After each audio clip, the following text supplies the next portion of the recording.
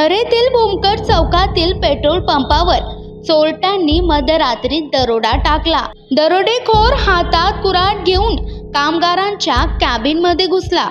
दरोडेखोरांनी पैशाची मागणी केली तेव्हा कामगारांनी नकार दिला।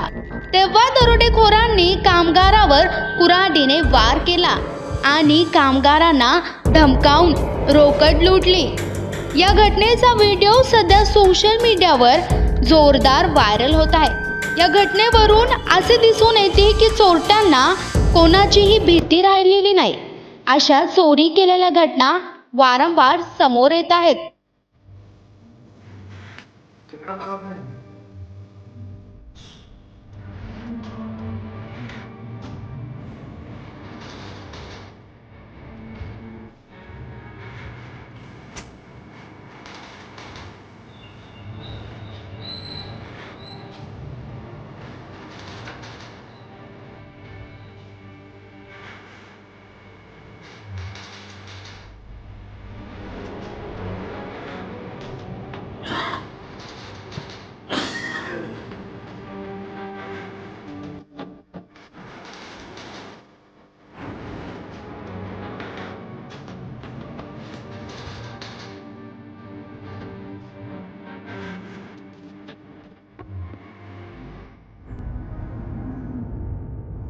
Bureau report, Pune prime news.